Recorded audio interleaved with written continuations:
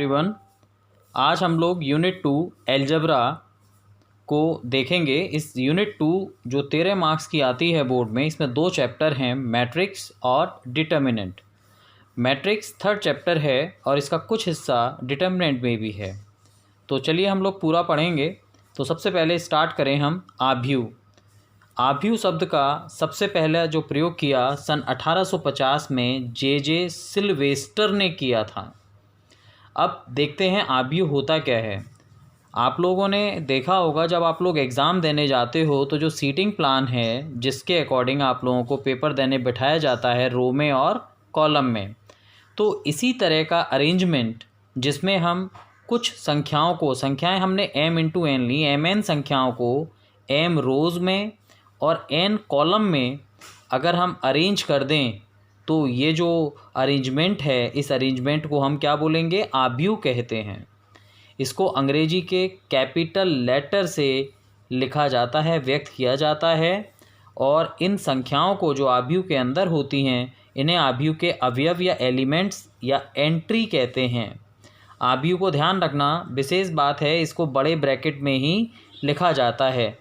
जैसे मैंने आभ्यू लिखा ए, कैपिटल ए बराबर, देख रहे हैं आप लोग, बड़ा ब्रैकेट, पहला एलिमेंट लिखा, ये देखो पहली रो और पहले कॉलम में है तो ये लिखा A11। पहली जो संख्या है वो रो को रिप्रेजेंट करती है और दूसरी संख्या कॉलम को। अब देखो यहाँ आ गए, रो तो पहली है, कॉलम दूसरा हो गया A12। ऐसे चलते गए, पहली रो nवा कॉलम, अब रो बदल गई, second row first column A21, second row है और कॉलम भी दूसरा है, तुम देख रहे हो A22।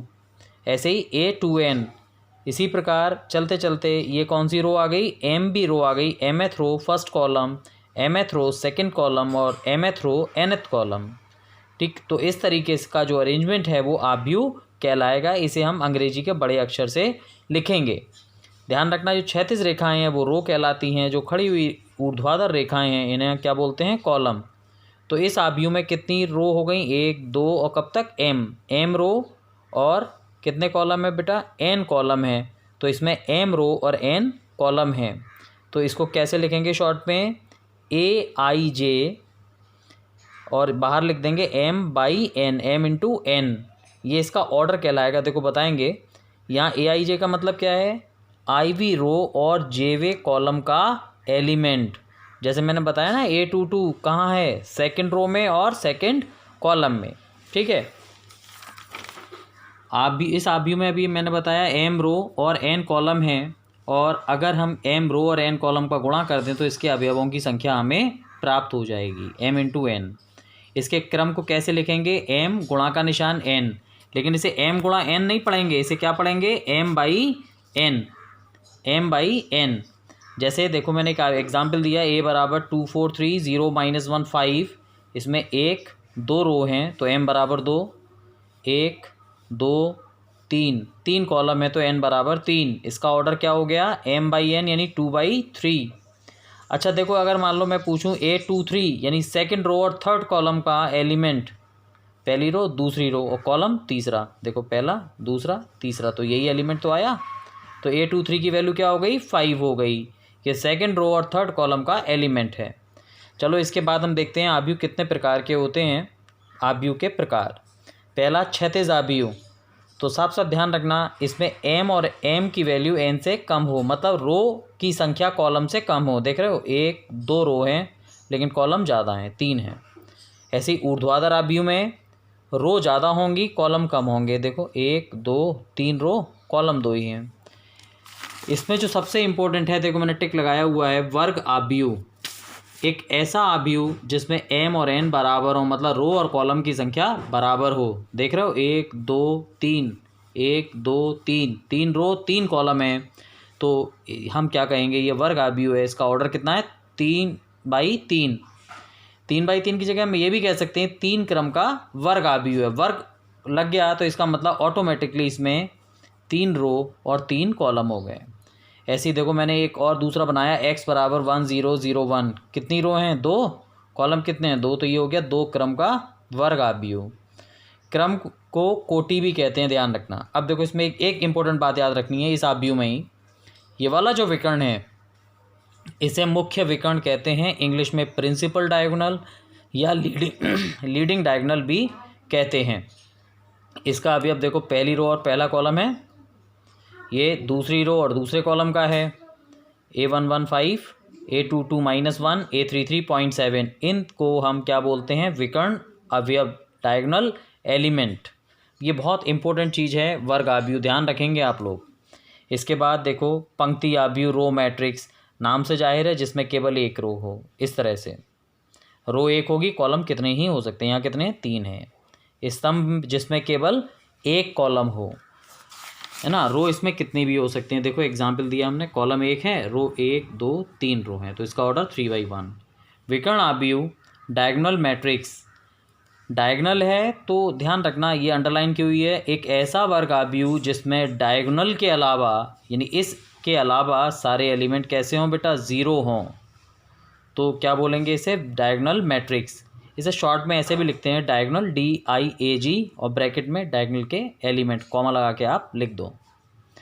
अदिश आव्यूह, स्केलर मैट्रिक्स, याद रखना बहुत आसान है, एक ऐसा स्क्वायर मैट्रिक्स जिसमें डायगोनल के एलिमेंट अदिश हों, यानी समान हों, सेम हों। देख रहे हो ये तीनों कैसे हैं? समान हैं, और बाकी सब 0 हैं, और शेष अवयव 0 हों।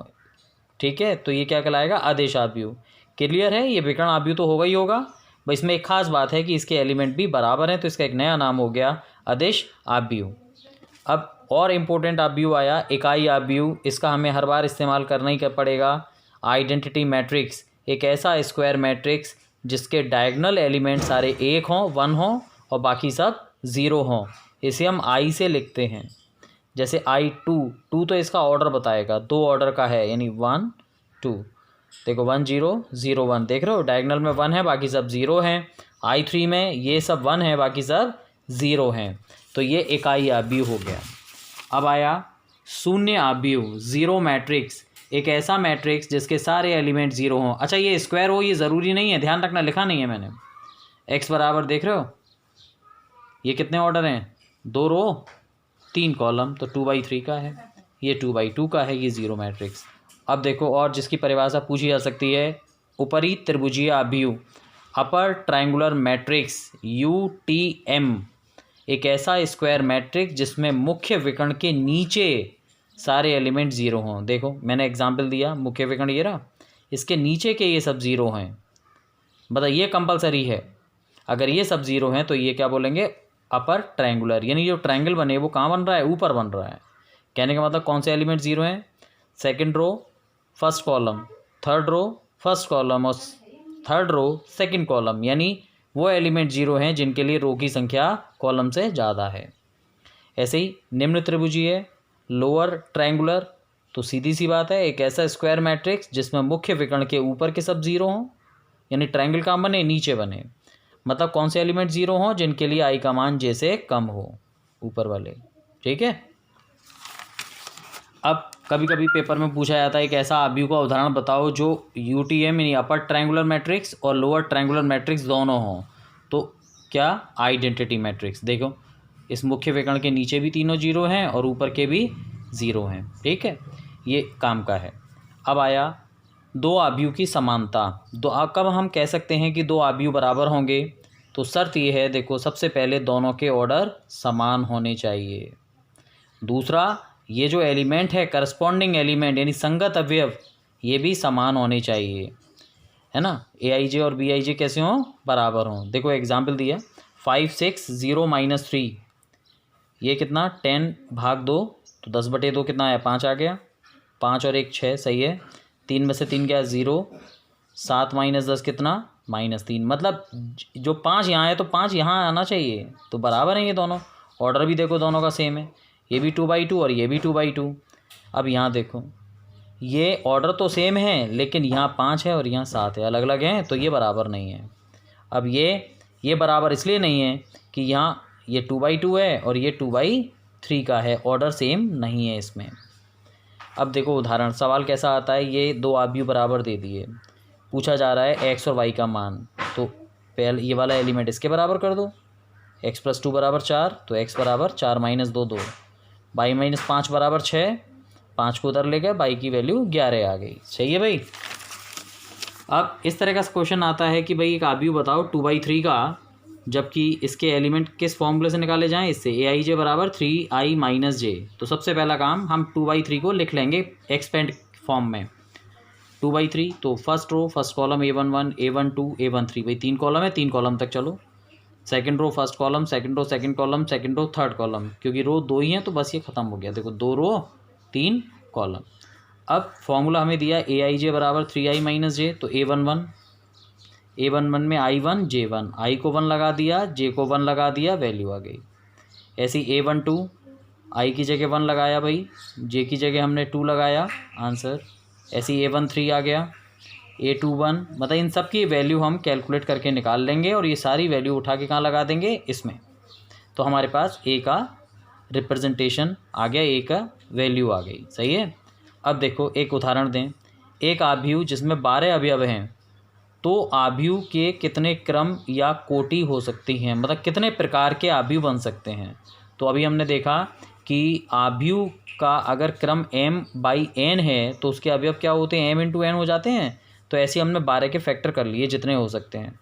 देखो 12 के फैक्टर हुए 1 × 12, 2 × 6, 3 × 4, 4 × 3, 6 × 2, 12 × 1। तो यही भाई इनके क्या कहलाएंगे, क्रम कहलाएंगे। संभव क्रम यही हो गए 1/12, 2/6, 3/4, 4/3, 6/2 और 12/1। ठीक। अब आया आव्यूह का योग।